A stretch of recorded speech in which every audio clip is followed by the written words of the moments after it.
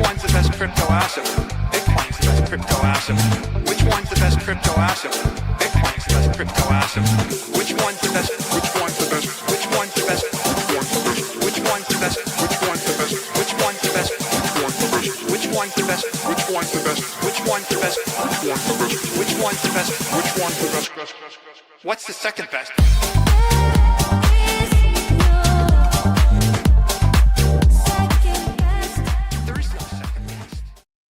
This is Discover Crypto in the Blockchain Basement, where we focus on God, family, country, and crypto, folks. It's Friday. I'm feeling fantastic, and I got my wonderful shirt in the mail. Shout out Charlie Kirk and the legacy he's left behind that has now more than 10x'd, and Christians are getting more in the face of the devil than ever. We're going to take a look at the charts because they dumped on us this morning. Are we in for a weekend dump? That's what we got to look at here. Saw some action going on in Michigan, moving forward with their Bitcoin reserve plan. But a lot of these ETF outlooks for altcoins actually look really, really good. I'm starting to have to reconsider my approach to what these ETFs can actually do for altcoins. So we're going to take a look at that, plus so much more, all on today's show. Good morning, everyone in the chat. We got Philip, Brandon, Cali Crypto Dude, Derek, Travis, Papa Goose, Jeff R. What is up, everyone? I got a bunch of chats, and shout out to everyone on Pump. We got Pump rolling as well. Now let's get into it without further ado. We got all kinds of stories to cover here today, and I had a lot of streams yesterday, some interesting shows actually that I was on. The Malik Mindset, me and Malik have been doing arena shows daily, but I also did a secondary arena show yesterday, where we were able to talk to the founder, Jason, one of the key people behind the arena here, to get some insights on what's expected from Avalanche's biggest social fi platform. Very, very cool show. If you're not following that, you're missing out. We also, we're being a little bit frisky, and thousands of dollars was given away to the chat. Absolutely ridiculous. I think there was I don't even know how much money, Matt, if you can hear me, how much money was given out last night. It was absolutely redonkulous. So, you get a chance, you're into Avalanche, you want to find out what the social platform that's built upon Avalanche actually looks like. Make sure to check that out. And also make sure to subscribe to the channels, folks. We got Discover Crypto here. And of course, the OG Blockchain Basement. We're multi-streaming, and I appreciate you if you want to check out this show live, 1 p.m. Standard Eastern Standard Time on either one of the channels. Now, without further ado, the markets, they got a little frisky. And I will say this, I got stopped out first thing this damn morning, right? Markets saw $111 million in liquidations. So thankfully, I wasn't part of the liquidations, but I did indeed get hit with a 10% stop loss on an ETH trade. I was trying to look up and to the right for Ethereum. Got a little bit of washout wick, not too concerned about it. The stop loss is my friend. It protects the bag, and I've had an incredible last few weeks trading, especially Morpho. Kind of feel like the moment I start looking outside of Morpho or Bitcoin and start messing around with Ethereum, everything goes to hell. So for our bag's sake, I'm gonna stick to Morpho. Okay, so Trad Dad, that's right, Travis Bird, Trad Dad, man, bring it back. Not in vain. Where is this? Bring this up. Trad Dad, that is the way. Also, last night, my dog almost ate someone. Not going to lie, there's a future scholar outside of my house on the roadway arguing with some very plus size gal, and they were essentially building up towards a DV situation. But thankfully, my 110-pound cane Corso noticed the argument, and also my shepherd dog. He's like an Australian shepherd. Led the way. I had to stop the dog from actually moving in on the target. Target stopped acting so hard, backed the hell up, got back in his truck, and sped off. Shout out to Cane Corsos and having a yard dog or a group of yard dogs keeping your property safe and secure. Now, is this market safe and secure? $350 million worth of Bitcoin and Ethereum options are going to expire today. This might be playing into exactly the volatility that we've seen this morning. Now, This is Bitcoin on a very zoomed in time frame, 3 minutes. Let's actually back up and look at it at the hourly, because it was a pretty good little washout, but honestly, not too concerned as we sit right now. It does indeed look like we're still just building up a higher lows trend on Bitcoin. So the washout here, there's going to be washouts. We can be looking up and to the right only and be looking at the right direction because we're in a bull market, but there will be washouts. There will be blood. We have to remember that in trading. But honestly, I've seen some spot positions that have opened up that I'm kind of enticed about. These new spot positions that I might be buying up with all of the tether I've been printing over the last few weeks as well. Ethereum, let's go check out that chart real quick. Flipper Frank, good to see you, my man. Now, under $4,500, it's the end of the world, right? No, probably not. Where we fell down to is actually right at the top end of these volume node shelves, right? About 44.70. Going into this weekend, though, I am going to be very cautious. It is, low volume, easy to manipulate. And we all know the markets are going to manipulate the hard way. And, another spot position that I saw open up is actually on one of my favorite projects, Morpho. So, me, I've been trading Morpho hard. It found some support at about $2.10, but I am enticed once again at getting some spot Morpho. I want to build out that bag. I actually think that where this market is going, I did a little bit of consideration on, what Morpho is capable of. And I am simply underexposed. Even though it's one of my bigger altcoin positions, I do indeed feel underexposed to Morpho. Still, Avalanche has been one of the more bullish layer one projects in terms of chart action. Me and my buddy Matt on the arena stream were just printing on this pattern up and to the right until we lost control. And it was about 1 p.m. You know it. Those Chinese whales, they take control of the market. They wash in the middle of the night. But up until then, man, we were just longing, jeeting right at the old peak, let it go up a little bit above, and then come back down to the trend line, long it again. He was even shorting all the way back down. And you know what? A lot of the money that was made last night, it makes its way back to the community. That's what's so cool about the arena, is that those kind of interactions with the chat can go both ways, right? The creator can send money into the chat can send money to each other within the chat, etc. It's a very, very cool thing. So shout out to you, Matt. I know you got the team over there watching the show, and it was actually the biggest show on the arena. Hundreds and hundreds of people. I think it was like 500 people watching. It's really cool to see an Avalanche-based altcoin socialify platform actually driving that amount of viewership. Very, very cool. Now, in this title, top 3 altcoins to watch. Well, what does that mean? Well, we're going to take a look at what the markets are actually watching. What are the top 3 trending tokens right now? And this is absolute chaos. So, right now, the top trending token is World Liberty Financial stablecoin. Oh. A stable coin of Trump's is the top trending in all of crypto right now. What the hell is going on here?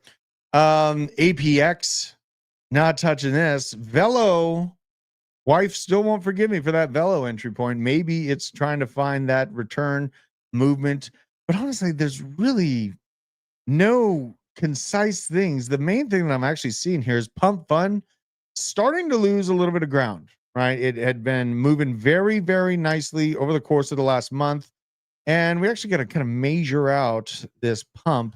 Maybe those trenchers are running out of juice, running out of steam. If they notice, I'm still alive there because I'm there to bring them decent content rather than some soulless twit staring into the chart, staring into the chat, waiting for them to buy the token so they can dump on them. Maybe you guys need a little bit of actual crypto education over on Pump Fund. That's my approach there. Now, where does liquidations live? Where do the liquidations live right now? Let's have a look on the grander scheme. Put this up on the jumbo. Boom. All right. So came very, very close to a large amount of liquidations on Ethereum at $4,500 flat. It is in dead man zone right now. But I think more importantly, heading into the weekend, we got to check out where the pain will be on Bitcoin. In the shorter term, very split decision here. Go to the 24-hour though, you're getting a little bit. Yeah, I mean, I know that the bottom end has this brighter bar, but you have actually a good amount of liquidity above you. And we back all the way on up to the 3-day. It is very much leaning towards a pump on Bitcoin to $119,000. So, yes, I'm cognizant and prepared if there is a weekend dump. Yes, I am. The market makers, the people that are manipulating the markets, and they say crypto can be manipulated. What do you think's been happening to silver, right? What do you think JP Morgan's been doing to silver, the second biggest metal commodity on the planet for decades, right? They manipulate it. When there's big money involved, there is big manipulation involved, right? Something came in the mail today. I wonder what that is. Well, are you talking about here, Deontay? What'd you get? What'd you get? I got this in the mail yesterday. This shirt, Charlie Kirk shirt, came in the mail. Super excited about it. Definitely a conversation starter. Definitely a conversation starter out there. Now, with all of this big, and not really big, but slight washout. I don't want to call it a big washout. A big washout on Bitcoin is breaching them below $100,000. Tis but a scratch, in my opinion, but it's kind of weird because right as that dump happened, we had Trump coming out with very bullish news. He completed a very productive call with President Xi of China, made progress on very important issues, including trade, fentanyl. They need to bring the war between Russia and Ukraine to an end, and the approval of the TikTok deal. I also agreed with President Xi that we would meet at the APEC summit in South Korea. There, we would go to China in the early part of next year, and the President Xi would likewise come to the United States at an appropriate time.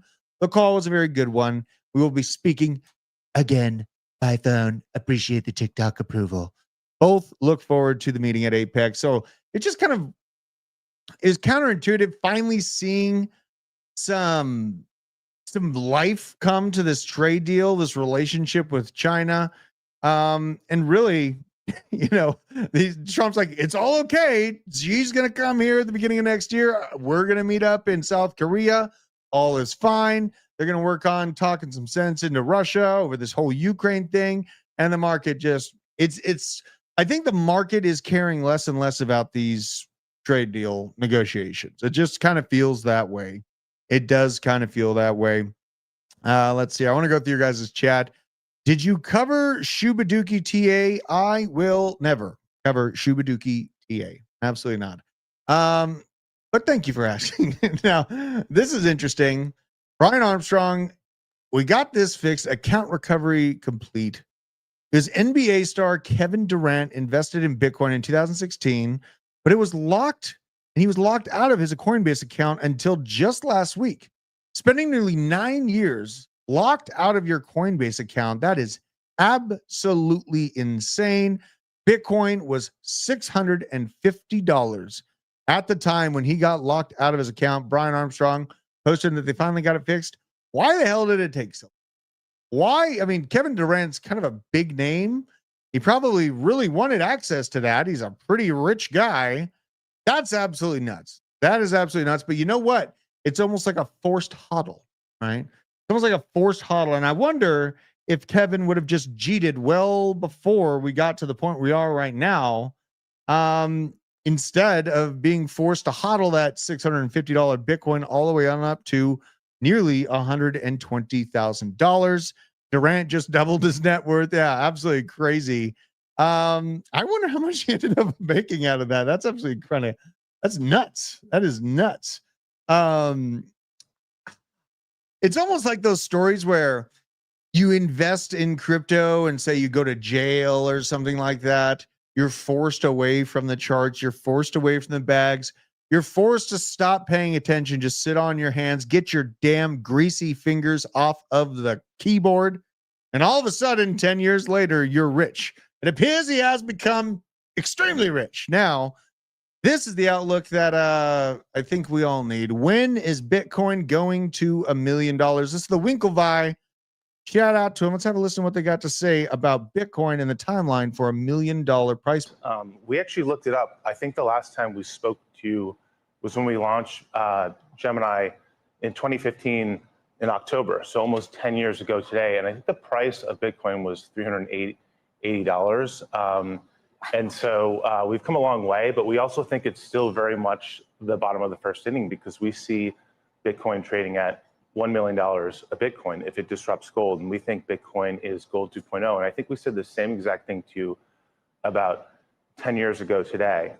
So we think there's easily a 10x from here. And it's still really early. And I think we'll be sitting here 10 years from now and looking back and saying, wow, today was really early. And I think few people actually listened back then. So hopefully more people listen today. 10 years from now is not unreasonable. 10 years from now, growth of Bitcoin hitting levels that gold is at today, $20 trillion market cap, I think actually would be something pretty easy to accomplish. I am actually leaning more bullish than that. I think in 10 years, we're going to be looking at a $3 million plus Bitcoin based on just generally crypto adoption, the rails that are being opened up on a legislative level and in terms of banking and the adoption there within, the pain points that are in banking, causing them to adopt new approaches to what we know as money. This is what we see with the stablecoin, the Genius Act, all of these movements that are happening with the US government are adjustments to a dying fiat system to keep it on life support and keep the control going, the American dollar control. And what is up, Crypto Steve-O? Good to see you, my man. Much love to you. Nice to see you in the chat, my man. Now let's keep on heading through the charts here. We got Julian Patel, certified financial advisor. Okay, let's have a look at what he's got to say. Not even close. GMI Bitcoin top cycle top finder, the CTF, and this pink is the price action here. Really, this is kind of the same design that we've seen with the macro RSIs, and it makes a lot of sense. This zone right here is where ETFs for institutions had been released, stair stepping on up, chopping people out, making them think that the market's over. The upside's a little bit muted, but now we have the flattest floor we've ever had to punch up and above to new all-time highs. Now, if it's an up-only market, maybe I will, I'm going to keep moonbags behind and obviously my Bitcoin, but I'm going to be cheating altcoins regardless of these graphs. Maybe I'll hate myself for doing so. I'm leaning still towards Q1 of 2026 being that overhyped top where, like last cycle, we saw pictures of rocks being sold for multiple millions of dollars. When you see someone talking about a rock, a picture of a rock that they just sold for more than $1 million, I'm out. Okay, I'm out. That is the move here. Deontay, thank you very much for the thank you very much for being you. You're not even demanding anything. You're just supporting the channel. What a guy. Hold on. Shout out to you, man. Thank you very much. Appreciate that. Now we talk about markets finding their equilibrium. We talk about the regulation and letting the markets regulate themselves, right? Well, here's a visual representation of what happens when you let the market regulate itself. Taco Bell, okay? Mountain Dew Baja Blast Pie coming to Taco Bell in November. This is the market regulating itself. Now, this whole Trump Gaddafi meta, I hope, does expand. Okay? I'm not sorry for that. I am not sorry for that. And we live in a hybrid government technocratic control mechanism anyways, a hybridized version of capitalism. It's not the idea of true free market capitalism that we all had in mind. It is something much, much different, and it has been for quite some time. Better to me to call a spade, right? Better for me to call a spade and just admit, right? We need a Bitcoin dictator. Okay, we need a Bitcoin dictator. Just my personal opinion. Maybe I'm crazy, maybe I'm wrong, or maybe I'm right. Let's have a look at this. This is what happens also. Market regulating itself. The two-tower Denver Energy Center sold at auction last week for 3% of its price 12 years ago. You read that right. It sold for 3% of what it was sold for 12 years ago. Now, when we look at why the markets are under so much stress, Okay, we can look at Bitcoin, we can look at all these different moving averages and all those things, and they do play in on short-term TA. The system of perpetual debt creation is failing us. This building here in Denver was hype cycle. This is like buying an NFT of a rock for $4 million 4 years ago. This building just sold for $5.3 million. It was originally purchased for $176 million in 2013. In 2022, JP Morgan Chase Commercial Mortgage Security Trust bought the Denver Energy Center for $88 million in a foreclosure. Oh, interesting. It's almost like JP Morgan steps in as the front man for the government to step in and try to regulate the markets, right? It's a free market, right? Foreclosure auction after the owner failed to make payments on the $102 million mortgage. The 785,000 square foot complex at 1625 and 1675 Broadway is just 18% occupied. Built in 1979 and 1980. The buyer is Los Angeles developer Asher Lozado. Denver now ranks number 6 nationally for CMBS office delinquencies at 27.2% delinquencies. Absolutely insane. Nearly triple the U.S. average, according to TREP. CBRE pegs second quarter downtown vacancy at 36%. 36% of the buildings are empty, but the market's fine. Right. Huge shout out to my man here, Blockchain Report, Jeff. My name is Jeff.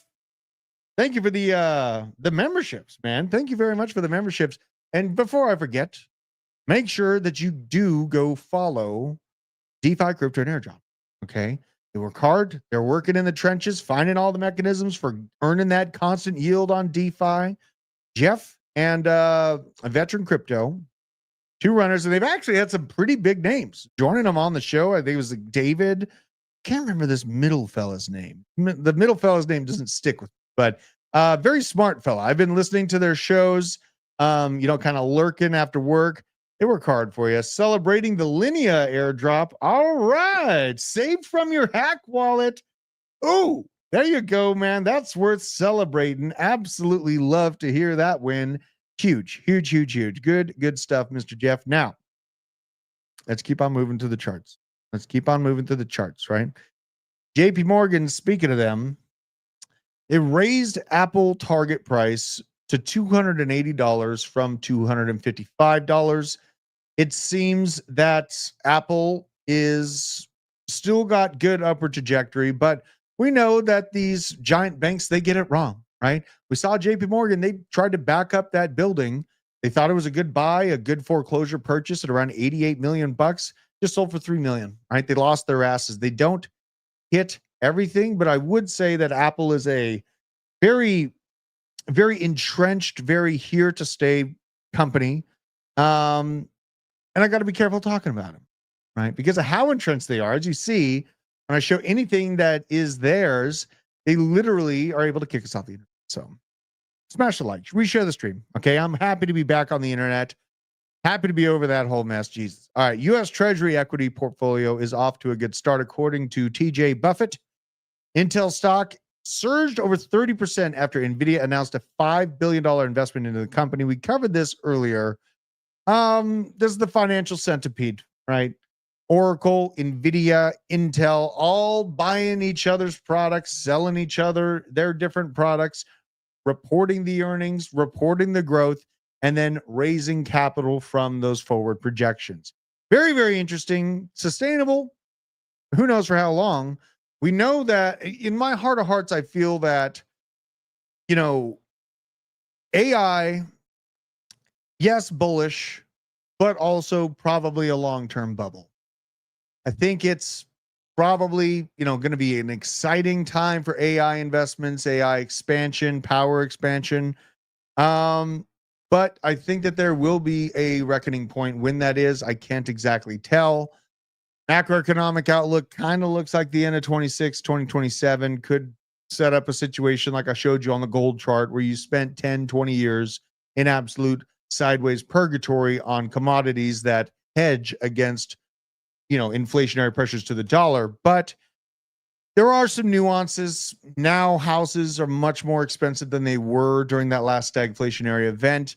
There's more mechanisms for the Treasury and the Federal Reserve to obfuscate the problem, to send it down another hallway. And they've been building escape routes ever since then that go different directions, right? So they've kind of muddied up the water, the clear representation of where the breakpoint really is. But you know what? Everything that goes up must come down at a point. Now, how high it can go, how low it goes after that, we're going to find out here over the course of the next few years. MetaMask launched their own in-wallet perpetuals trading through Hyperliquid. Absolutely insane. MetaMask now releasing perpetuals, decentralized perpetuals within the wallet themselves.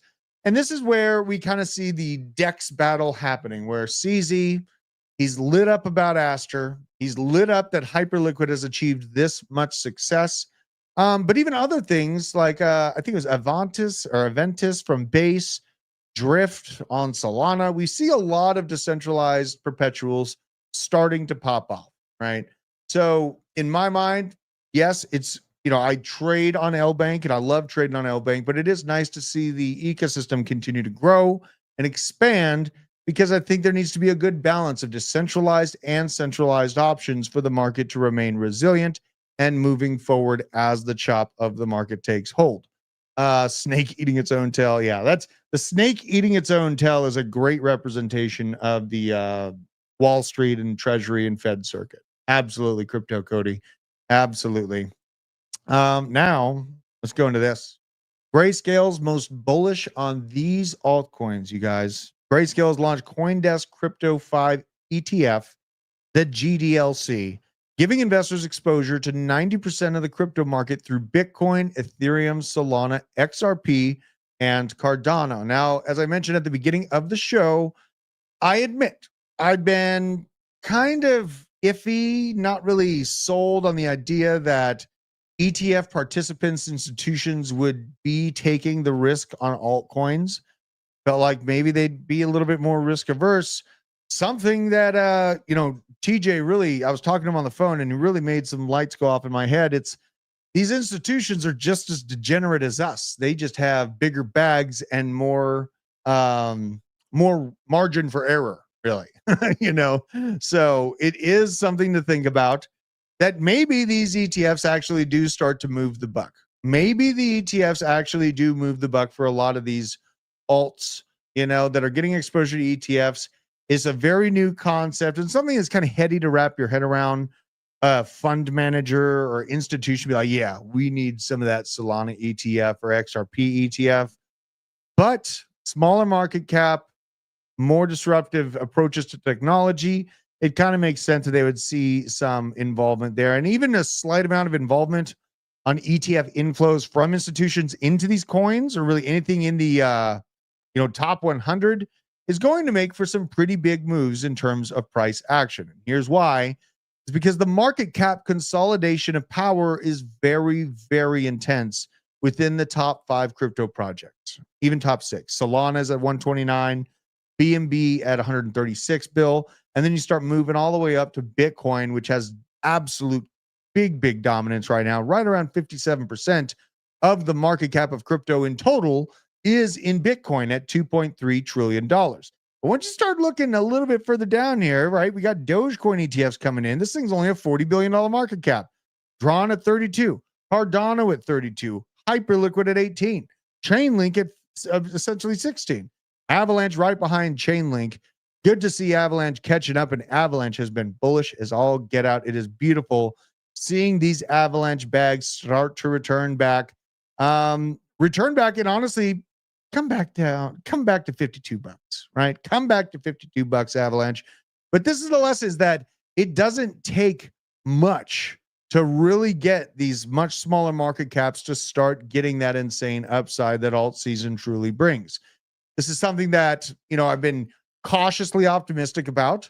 But after speaking to a couple people that have been around larger institutions, much larger bag handlers, it makes a lot of sense that they would take speculative bets to a small percentage. Doesn't have to be 100% all in. They're not going to dump all their Bitcoin and go play around in XRP only or something like that, but 5% going into XRP.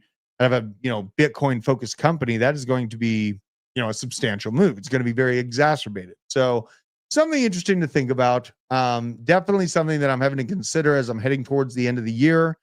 We're ending up in that situation where the general 4-year cycle, if it holds true, we should be timing the market by jeeting all of these altcoins in November. As things sit right now with that kind of coiling that I showed you on the RSIs for Bitcoin and the general crypto market, it seems that we have a foothold to actually punch up higher and for just a bit longer than I'm used to in the crypto markets, which leads me to still look at that Q1 of 2026.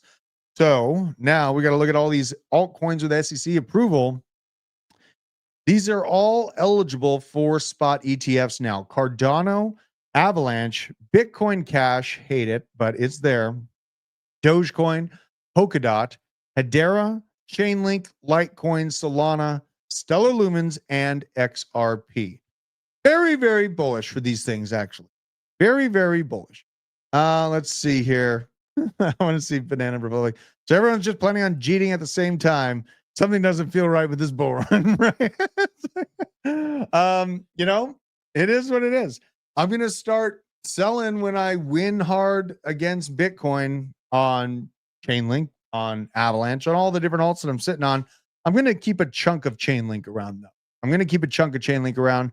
Really, my exit strategy is all based around the pairing charts to Bitcoin, because my goal is to constantly increase the Bitcoin holdings over time. I really don't feel bad about that approach. Really don't feel bad about the approach. It doesn't make me a Bitcoin maxi. It just means that I don't have enough Bitcoin, right? I don't have enough Bitcoin. If I'm in a season where I'm winning hard in that Bitcoin pairing, say Avalanche is really running hard against Bitcoin and it's been winning for weeks on end, taking the profits, okay? Taking the profits. Megan, what? What do you mean what? What, Megan? Please clarify.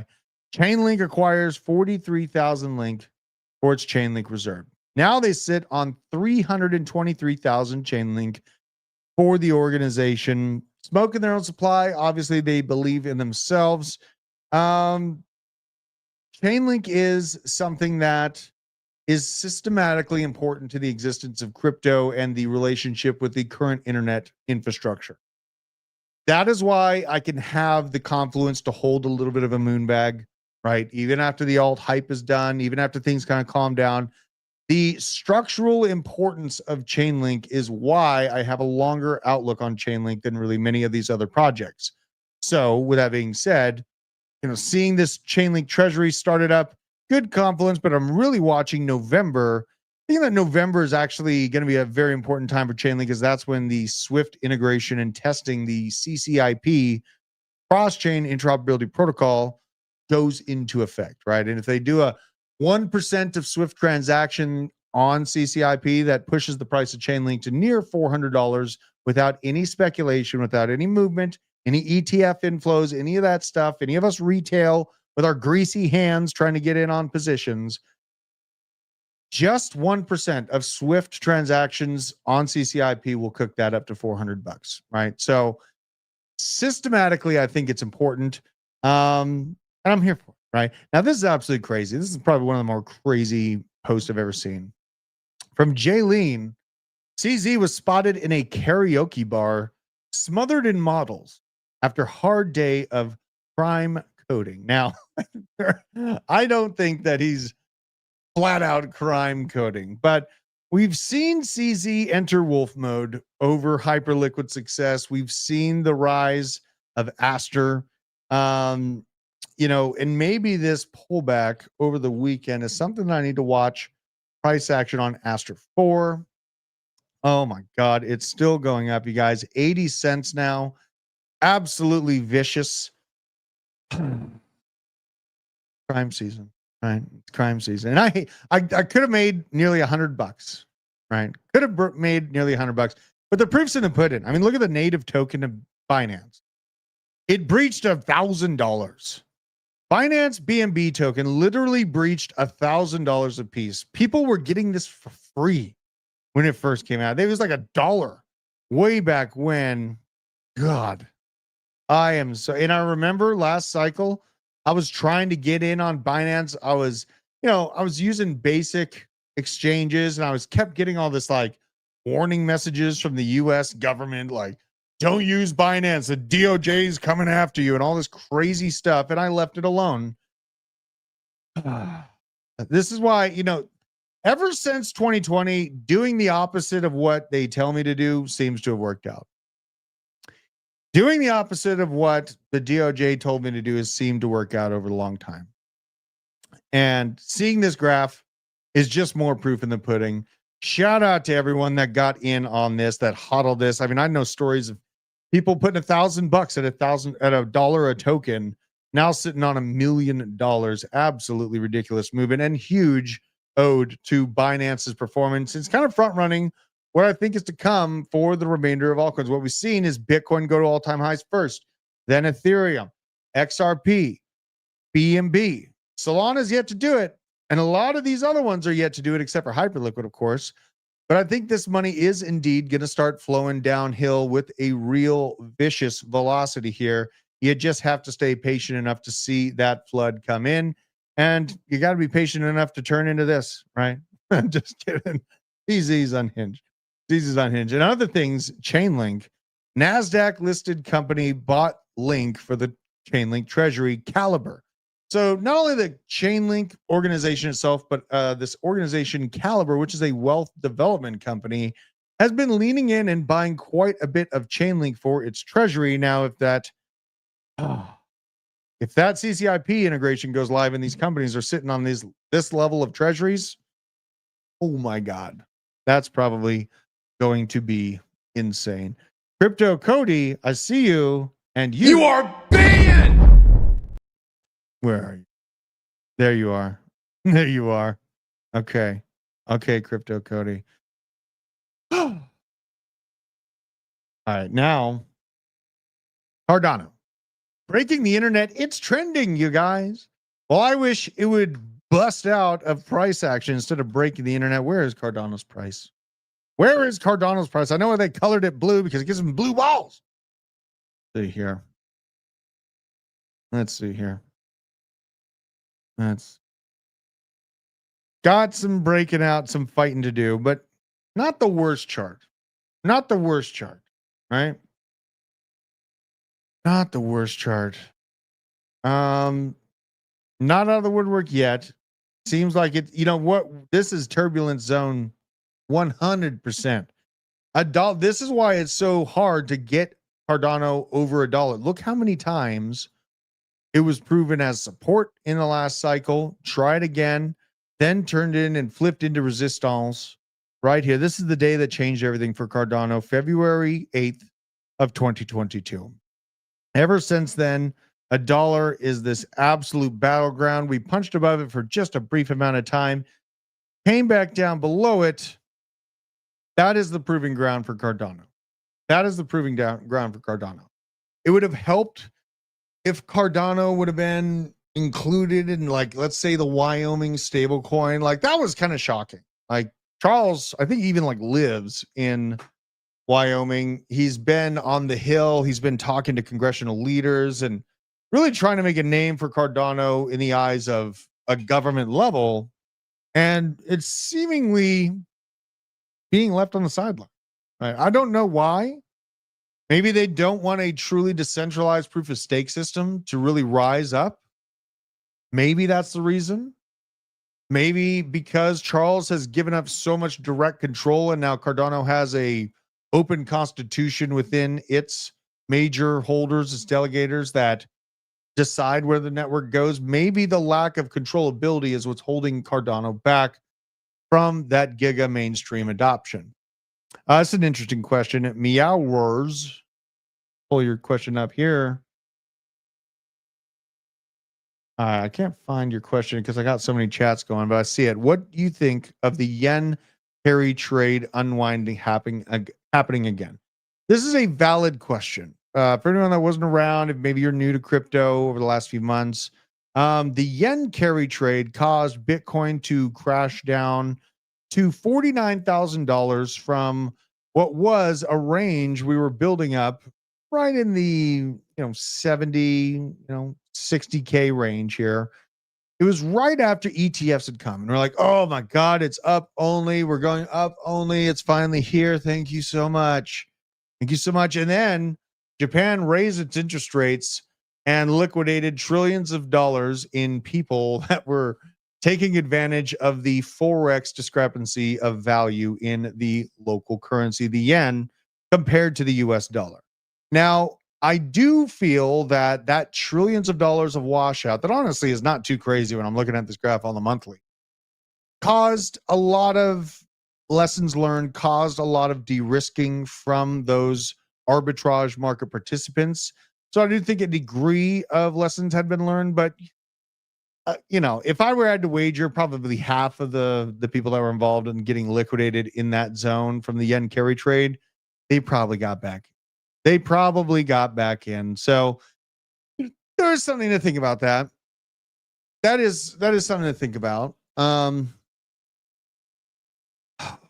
If I saw that dip, I mean, I'm spending all of my fiat on Bitcoin. All of my fiat. Sound like the perfect spook before the market's pumped, the rate cuts. And that's exactly like the yen carry trade of yesteryear was that spook market moment to get people off of the charts, to get them out of the market, to get them sidelined before Bitcoin went on to rally from that crash, where we are now by over 145%.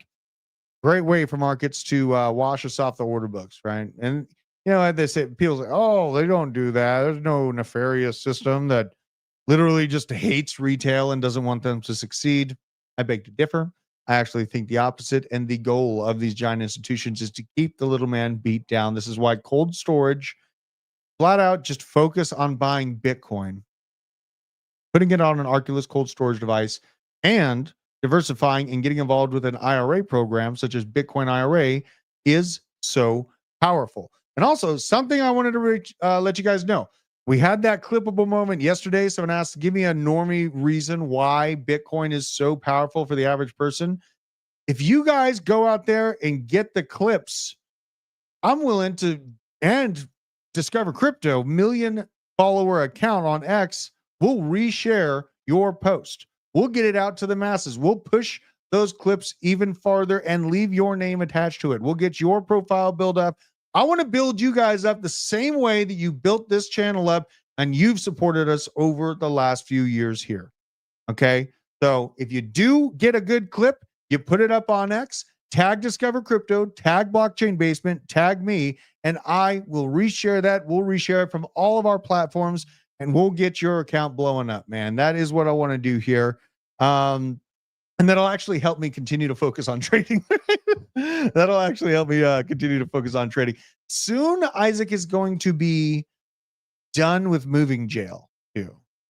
Oh, and you're asking when Nick Taylor, he just hodl. Okay, I talk to Nick quite often. We are.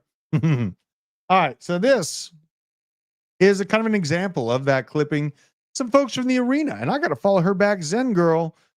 She helped the Malik Mindset put the stream together last night. This is a huge stream. If you guys don't already follow these people, I got to actually follow Spicy Rich and let him know he's actually been in the show. He was pretty good. He had some good questions for Jason last night. But this is a good example. Finding great clips of important parts of conversation that more people need to hear is something that I would greatly appreciate some help from the community in getting out there, because I'm probably doing 5 to 6 shows a day, and it would really help me out if you found those clips and sent them over to me. Because I always end up like leaving the show and I know what I said that would be good, but then I have to hop to the next show. Got to go monitor the trades, got to go do all this stuff. And then I got to cook dinner and clean the house, work with the family, kiss the lovely kids, kiss the lovely wife. And then I pass out, right? Pass out hard after stopping my dog from eating someone on the road, right? So there's many things going on. This is some interesting insight on why Morpho is so juicy, the yield generation and how it works on Morpho. So lenders deposit USDC into Morpho vaults, which turns into deposit those USDC into Morpho markets. For instance, Coinbase earn users can deposit into USDC vaults curated by the Stakehouse Fi, which will curate those deposits depending on market conditions and opportunities. And the Morpho market is where borrowers can deposit an asset as collateral, like wrap Bitcoin, the CBBTC, and borrow the deposited USDC.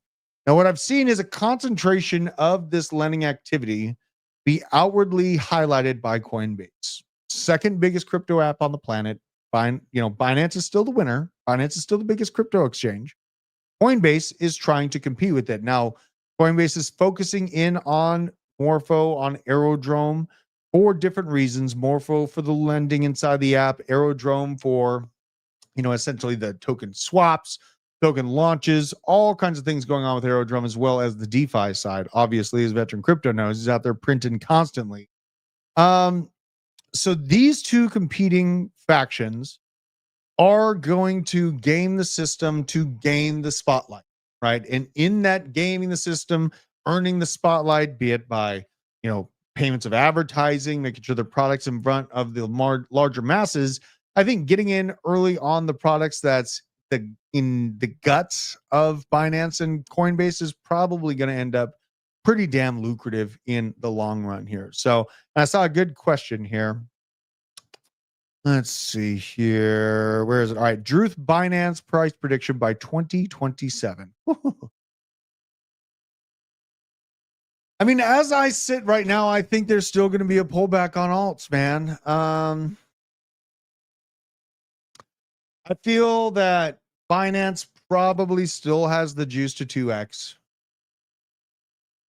Binance probably still has the juice to 2x. Crazy as it may sound, BNB is probably going to 2Gs. But then the pullback, the alt season pullback, the sad zone, so to speak, I could see it coming back down and finding some support around $700, right? 700, probably, in between $500 to $700. I think that's, in a pullback situation. That's my heart of hearts. Maybe you have completely different targets, and that's fine. Everyone's going to be looking for something different out of the market. That's generally what I feel like. Stuck in the dryer zone. Nasty. Oh man. Pendle Cirque. Pendle is one of my biggest regrets because I covered Pendle when it was at the extreme lows. I believed in it all the way through the extreme lows.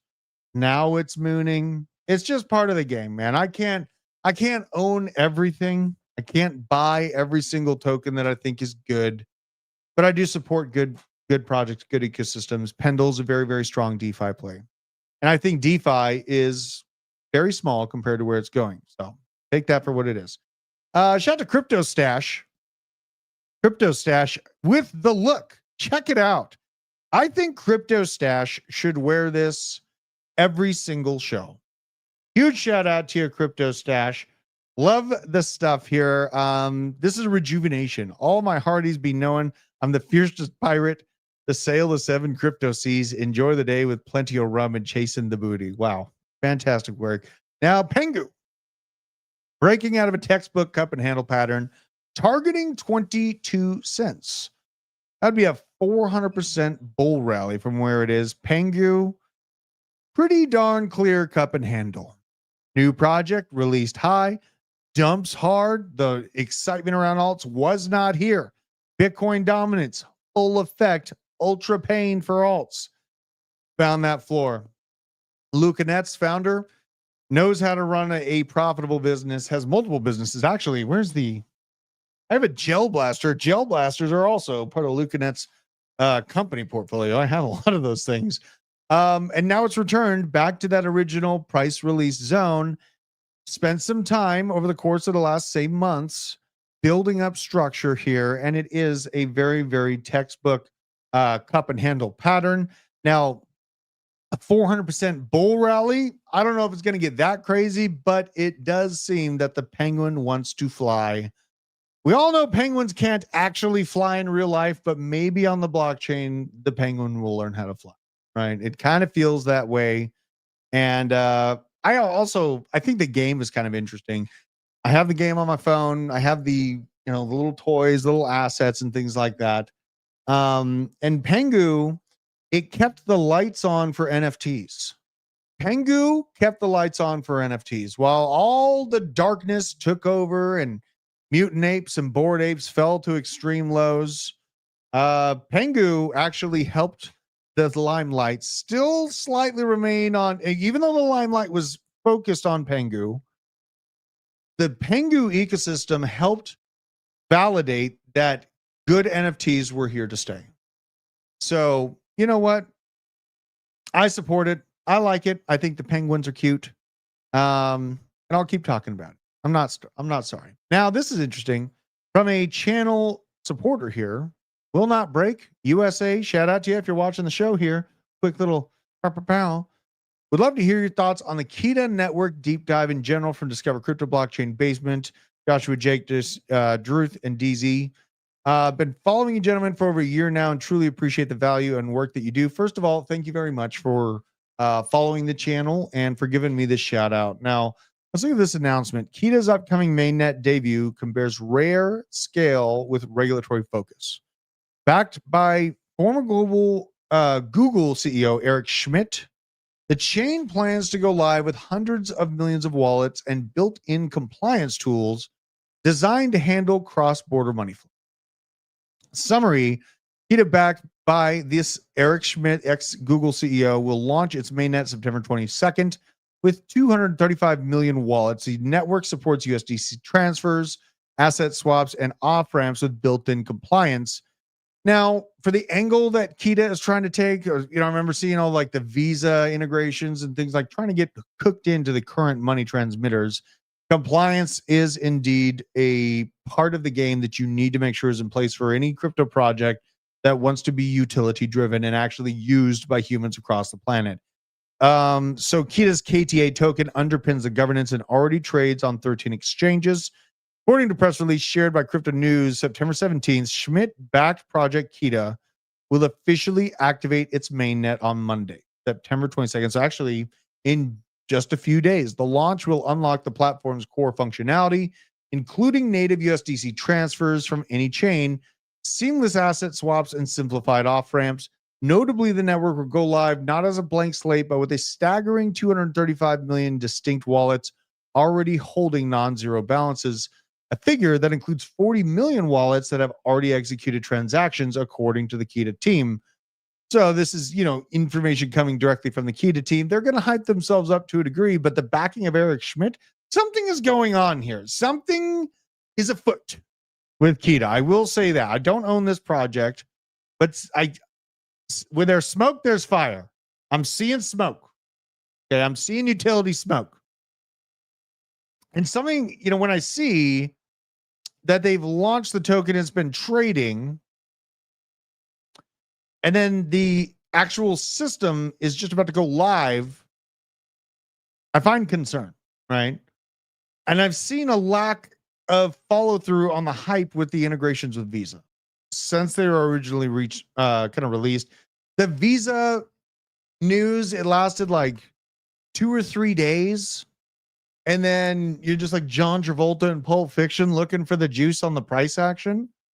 And I think the last time I looked at the price, it didn't spark joy. So let's actually go look at the price. Let's go look at the price. 86 cents right now. Okay. 86 cents right now. Not horrible. Not horrible. Could be. Yeah, I'm looking at Sivo. I'm almost like feeling like there might be a strong degree of hype. Let's go to DeFi Loan. Let's go. Let's go here. Where did I end up going here? I want to go to Kita. I want to go to Kita. Let's see here. I wonder if DeFi Llama has just general Kita information. I had some brisket and sausage right before the show. After I got stopped out for that 10%, I had to go for a walk. And I said it to TJ. I was like, I'm longing. I see a lot of confluence in longing. This 10% stop loss is going to hurt because I built this damn account up. Sure shit. Right there. But I don't get the Kita information here. Interesting. Okay. Well, I'm going to keep searching for it because I something feels a little bit off with the key to hype. I will say something in my heart feels a little bit off with the key to hype. Not trying to fudge or fud the bags or anything like that. Malik saying I was pissed. Malik was like calling me right as my stop loss hit. He's like, "Why did the market pull back, Drew?" I was like, "I don't know, Matt. I don't know." He's like, we were both like, kind of worked up about it. And I was like, "You sound like you didn't leave your stop loss." Thankfully, it sounded like you left a stop loss on, so fine. And there's money that, we've been building up through the last few weeks. New money, come, easy go. So that's why I keep stop losses on to be able to retain as much of those trading monies as possible, right? Because there will be pain. There will be blood in crypto. So as we head into the weekends, Bitcoin dominance got to be something we got to check out here, guys. And actually, this is going to be kind of tough here to say. Bitcoin dominance looks like it wants to go up. I know the money flows angled down. I know. If you know Market Cypher, and shout out to Market Cypher and CryptoFace. We actually have an affiliate link in the description if you want to get these metrics for money flow, VWAP, momentum waves. They're fantastic. This kind of looks like it wants to go up from here. We have the trigger on the VWAP.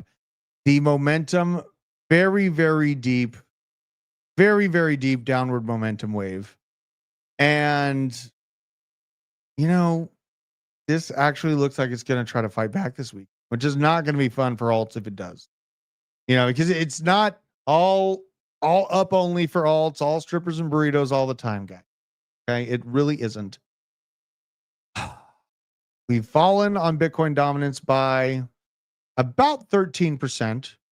That's a heck of a haircut. And I don't think that it's done. My general target for Bitcoin dominance in this cycle, the alt season blow off top, it is still at 50%, but I will say there's some pretty smart people that have been around the markets even longer than me that are actually talking about a move down to 45%.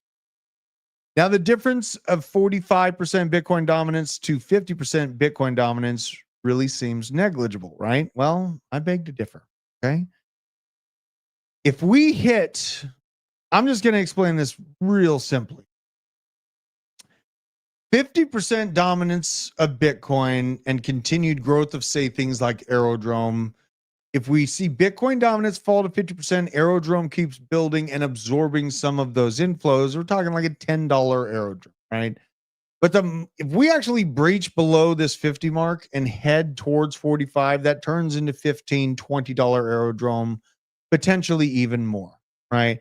And it's almost like a bullish fever dream thinking about this happening because there's a trend line on Bitcoin dominance of just generally higher lows, right? Bitcoin continuing to move up and to the right against alts as it's the belle of the ball, which it absolutely is. There's Bitcoin reserves. There's always things like that.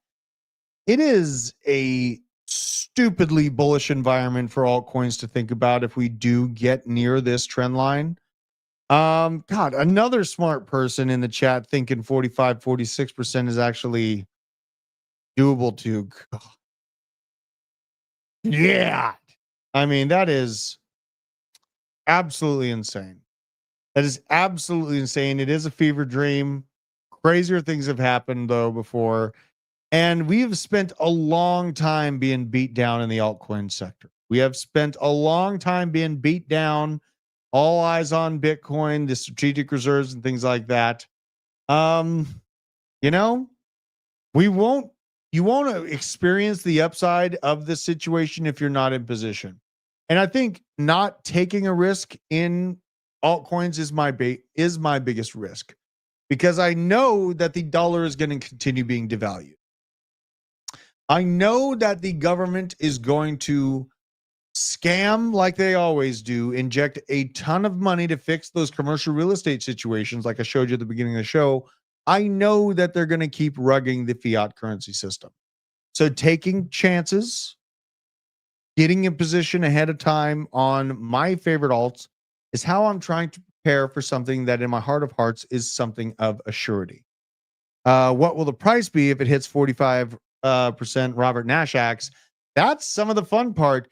In historic Bitcoin price movements, as the dominance of Bitcoin fell, the price rises exponentially, right? So this situation, I'm built around the idea that we have the velocity to hit $170,000 to $200,000 Bitcoin in this cycle,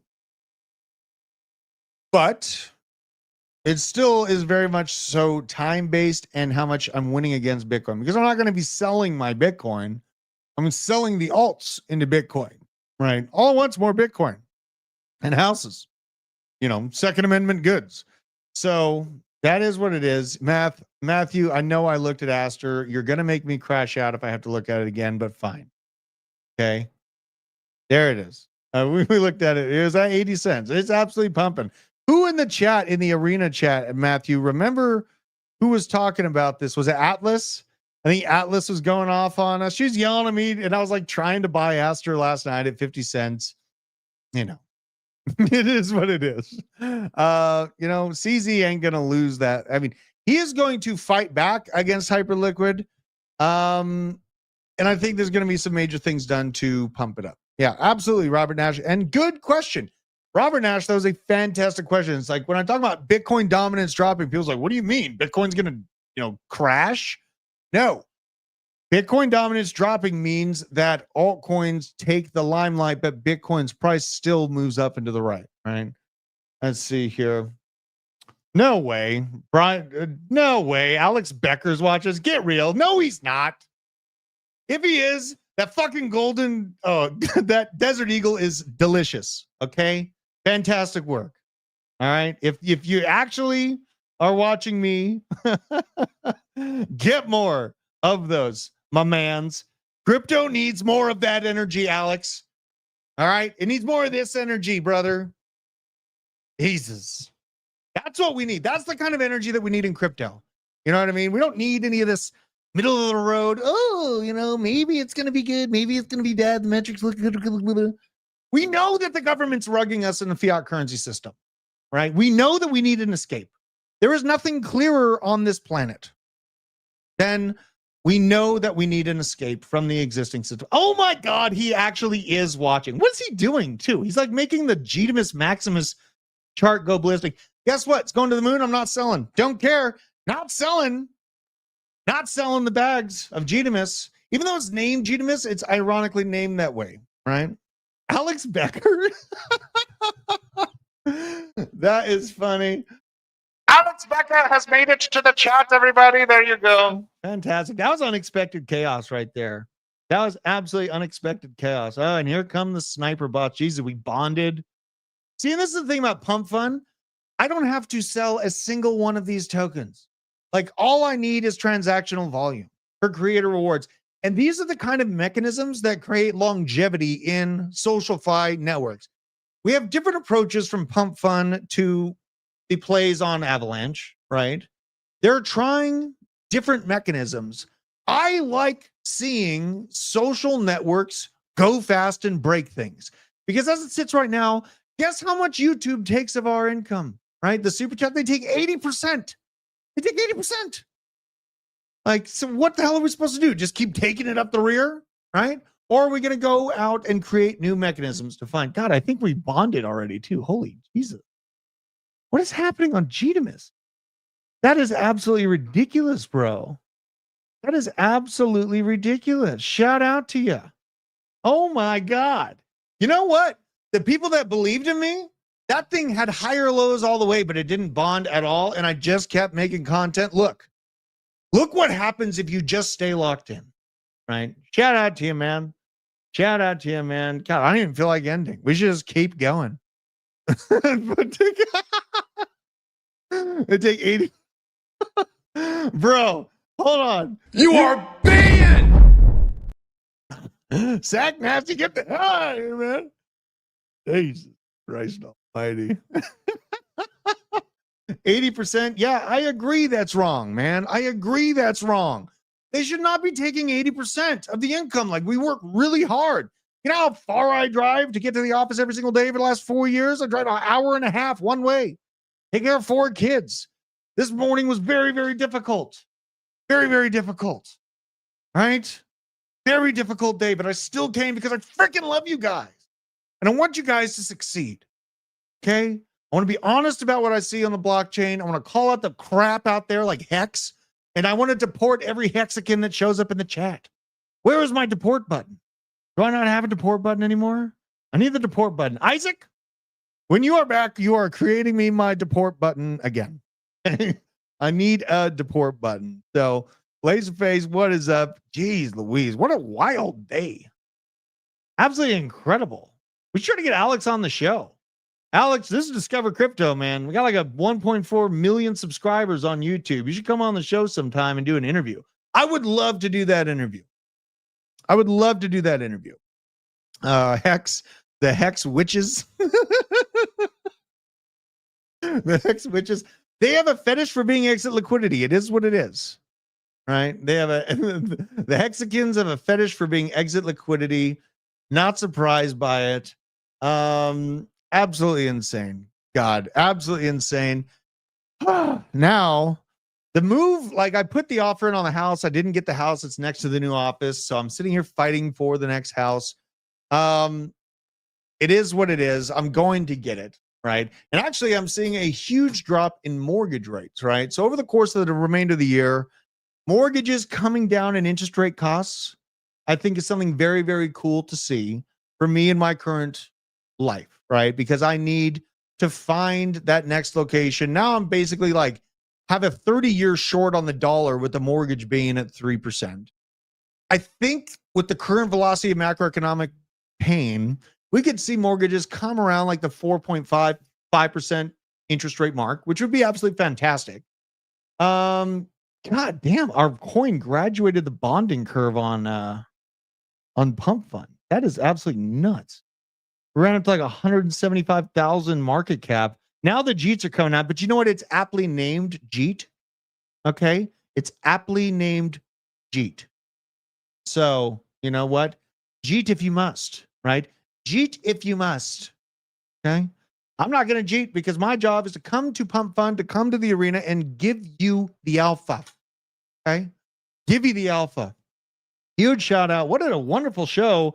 Love and appreciate every single one out there in the crypto ecosystem. Stay based. Keep your crypto on a cold storage device. Get involved with a Bitcoin IRA with our partner, Bitcoin IRA. And I love and appreciate you. Right. Lead with a smile.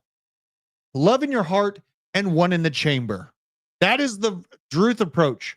I love you guys. Treat your family good. Be good to your neighbors. And I will. Oh yeah, you want to see the chart? All right, fine. Let's go to the chart here. This is crazy. This is the chaos that goes on Pump Fund. This is and you know it's gonna have insane ups and downs. And you know there's gonna be people bitching at me like, do this and do that with the chart on Pump Fund. Literally, I don't have to listen to any of their advice because I'm in control. And look, creator fees go absolutely fantastic. So we went nuts. Now it's coming back down. We graduated the bonding curve. And I'm going to keep experimenting on it. I want to see Pump Fund and the arena succeed. I want to see social media disruption. I want to stop seeing YouTube take 80%. I want to have options. Right. And I'm going to support the ecosystems that are trying to make it happen. I love and appreciate you guys out there in the world. Stay focused. Okay. There is one guarantee I feel in my heart of hearts is that inflation is going to keep getting worse and the government is going to keep printing your money into zero. So we have to take risks. We have to take risks.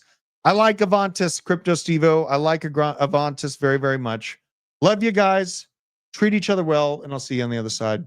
We just wanted to take a quick second to shout out our sponsor, Arculus. They are a cold storage hardware wallet, helps you secure all of your digital assets for the future. Just tap this thing to the back of your phone and boom, you're in. We wouldn't be able to do this without them, but also wouldn't be able to do this without you guys, the Disco fam. You've supported us a lot over the years. If you want to support the channel now, just use the code DC20. It gets you 20% off this card. It's the #1 way you can support this channel going forward. Thank you for your support. We'll see you at the top.